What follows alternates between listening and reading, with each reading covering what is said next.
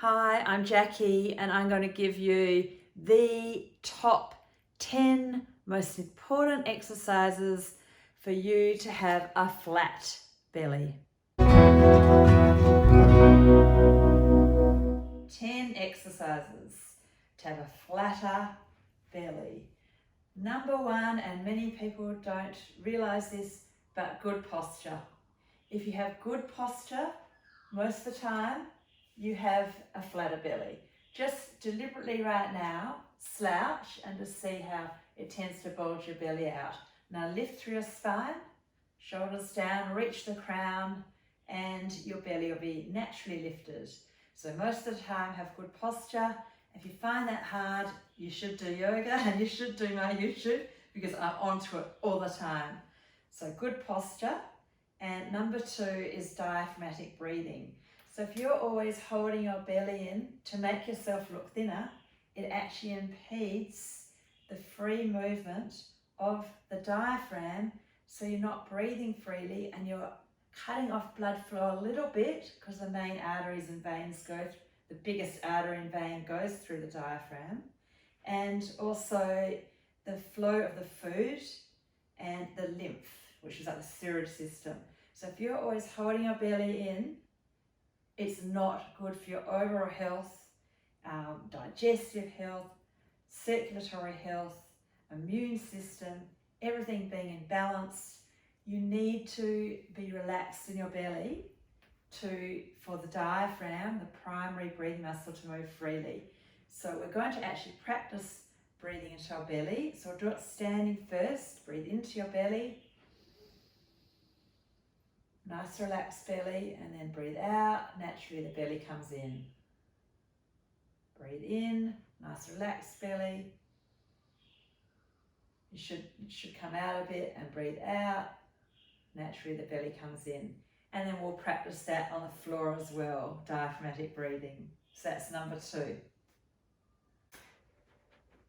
So lying down on the floor, just with your knees bent and feet down, one hand on your belly, one hand on your chest. Breathe into your belly, nice soft belly. If you're holding tension in your belly, the diaphragm can't move as freely for the inhale. And then breathe into your chest. We'll take a deeper breath. And then breathe out. And at the end of the exhalation, squeeze your belly button towards the spine, and then squeeze your pelvic floors. Lift your genitals. And then that's a deep exhalation. So nice relaxed belly, deep inhalation, belly, then chest. And then exhale. At the end of the exhalation, squeeze your belly. So practicing deep breathing is actually good for health, for having a better weight, balanced endocrine system, and having a good weight, not having fat around your belly and the unhealthy fat is a lot to do with being healthy, having a balance in your endocrine system. And diaphragmatic breathing and stress release is big. So another one, deep breath into your belly. Nice relax, even more relaxed. Let go in the belly. And then your chest, Buddha belly. Really deep breath in and then out. At the end of the exhalation, we're taking deep breaths here. Squeeze your belly, squeeze your pelvic floor. And one more. Really deep breath in, relaxed belly. Into the chest as well, the whole chest cavity. We don't have lungs in our belly, but when you breathe into your belly and then breathe out, when you breathe into your belly, you're breathing into your diaphragm. And a lot of people don't breathe into the diaphragm enough. They breathe through shallow breathing and stress, and it's just not good for health and weight loss and having a flat belly. And being more in tune with our bodies so we don't eat as much. So they're the top two, good posture and diaphragmatic breathing, trying to stay relaxed. So anything else is a bonus. So let's do my other 8 exercises. So this one's really good for core It's called bird dog, and it's a common core exercise, and most of you know it. Most of my students know it, but I'll show you. Inhale. There's lots of variations for it. Exhale, opposite hand to foot. So do that. Inhale, opposite hand to foot, squeeze the belly. Exhale, squeeze the belly. Inhale, squeeze the belly and the glutes. Exhale, squeeze the belly. Do another one. Inhale. Let's go back to all fours. Let's do the other side. So inhale, opposite hand to foot, squeeze belly and glutes, stabilize and shoulder blades. Exhale, squeeze the belly. Extend, inhale, stabilize. Exhale, flex. Extend. Flex is so good for core, strength around your spine, mobility. Exhale. Let's do it again. Opposite hand to foot. It's really good for stimulating blood flow. Muscles, as I've already said, muscles around the body and the spine, and also that mobility. So you can alternate sides, or do one side then the other side. Let's do the other side. There are lots of variations of it. Sometimes I like to do 5 on each side, then do that again. Sometimes I just like to alternate, and I'll show you that in a moment. Let's just do one more on this side. And let's do the alternating would be something like this. Inhale, exhale, inhale, or fours. Other side, inhale, exhale, inhale, or fours. So that's a great one to do. Warms you up a bit too. So that was number 3. Number 4 exercise of my top 10 to have a flat belly is strengthening our waist. So lie on your side and lift your legs up and down. Exhale, lift and inhale. Exhale, lift and inhale. Now, what I see beginners doing is they're rolled back, so they're not targeting their waist. Their top hip needs to come forward. And if you're on hard floor, you'll need something under your hip. I'm on the soft carpet here in my bedroom, here in Margaret River, Western Australia. I don't know where you are watching my YouTube. You could be anywhere. See this one? This is, if your shoulders feel strong, it's another way to target your waist. So this is in my top 10 for having a flatter belly, because it tones up the waist, it stabilizes around your spine, and so it just builds strength in your core and muscle tone. And if you have more muscles, you have a better resting metabolism, so you're burning fat just when you're sitting and lying and resting. And yeah, you want to have a decent metabolism.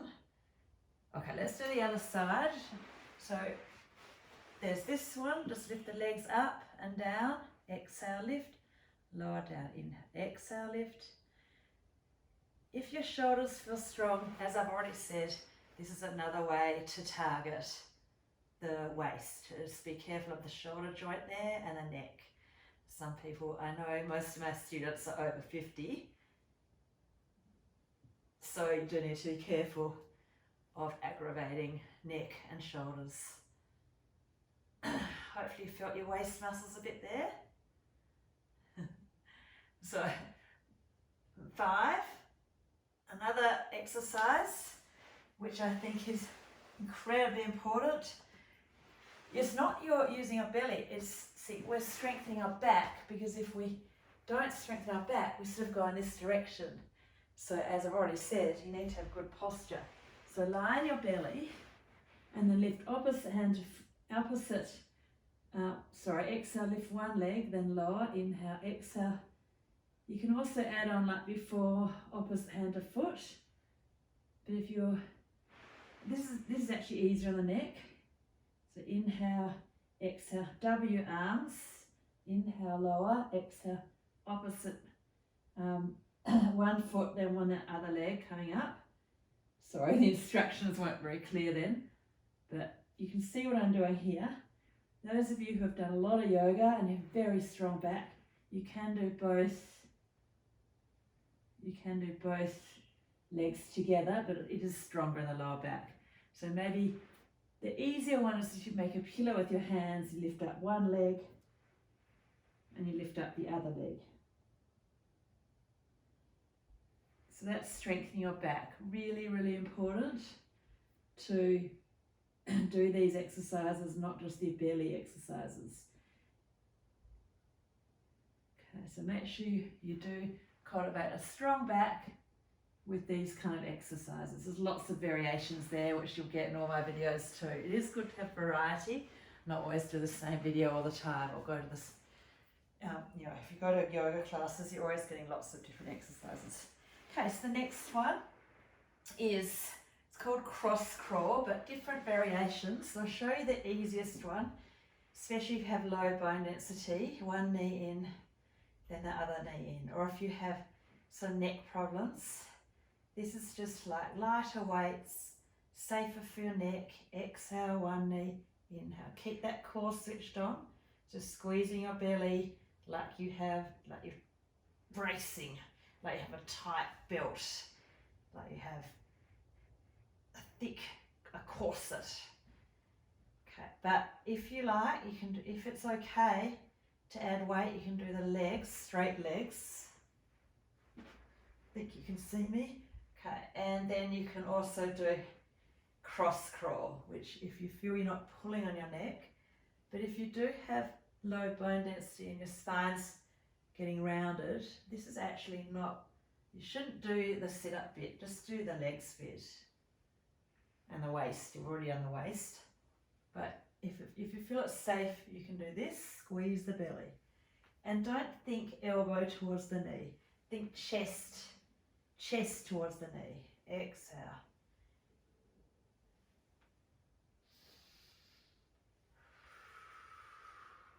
I like to inhale, exhale, inhale, exhale. So I try to do inhale, exhale, inhale, exhale, inhale. There's lots of ways of doing these exercises. As long as you're feeling your belly and you're not straining your neck, it doesn't really matter. Let's do 5 more each side. Squeezing our belly, squeezing our belly. You don't have to keep up with me. You don't want to strain your back. Just go to your edge. Okay. Deep breath into your belly. Just let it go for a moment. Remember, you don't want it to be tense, because if your belly's tense, the diaphragm doesn't move freely, and then you don't breathe freely, and it's going to muck up your health.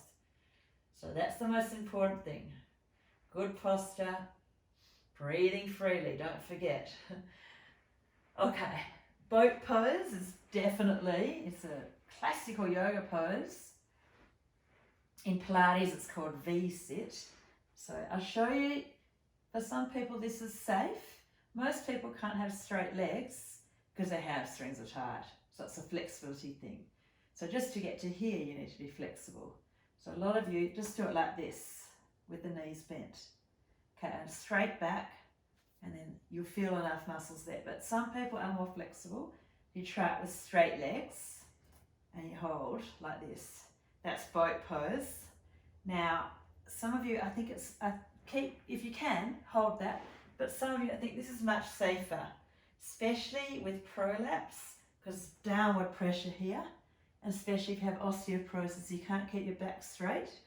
This is better, and you're getting all the benefits.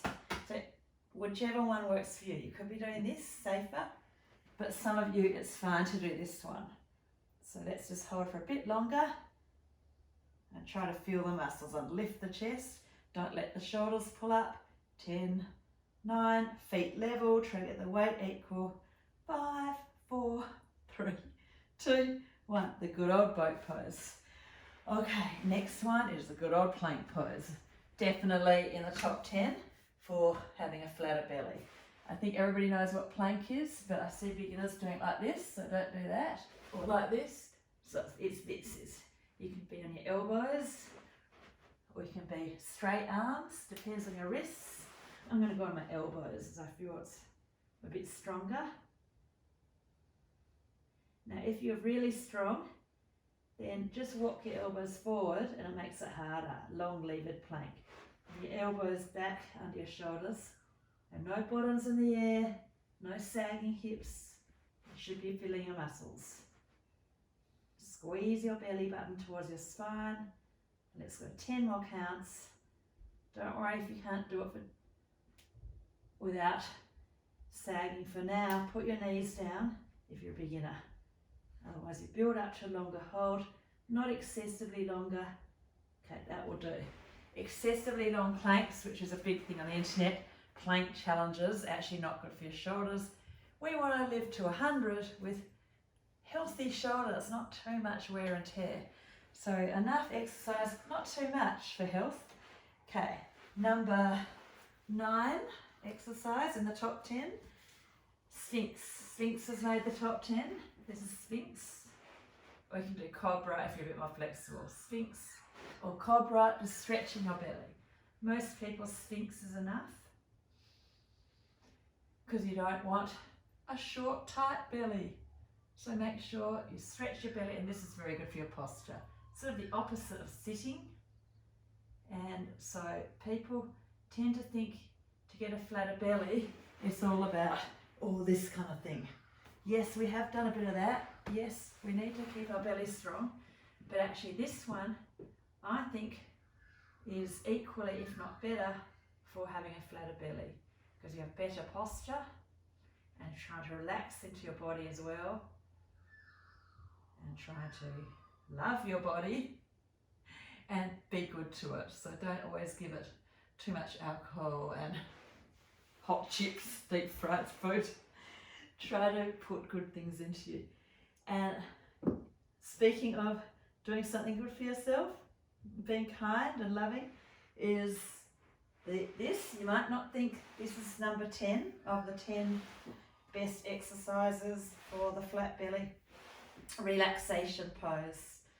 So, and why this is in the top 10? Because you're thinking, but it's not using my abdominal muscles, but it's relaxing you. And as I've already explained, healthy weight, healthy energy, healthy digestion, healthy immune system, feeling good, stress release, managing stress is more important than doing abdominal strengthening exercises. So right now, lie on your back, maybe take some deep breaths if you need, deep diaphragmatic breaths into a relaxed, soft belly. Connecting into your body right now. Trying to be grateful for every day, every breath. Tell your body, hello, I love you, I accept you. If you find it hard to say that, just say, I'm grateful for my legs, for my belly, for my life.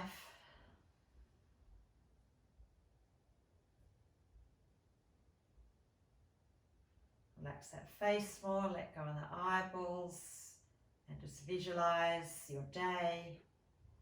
Healthy food, not too much. Moving more, breathing freely, having good posture. These are the important things. Trying to be happy, be present, be connected in ourselves. Stay for longer if you like and do a bit of meditating, connecting in. Please subscribe. My mission is to keep you happy and healthy until 90, 100. Stick with me, please comment, let me know how you feel and what you want more of.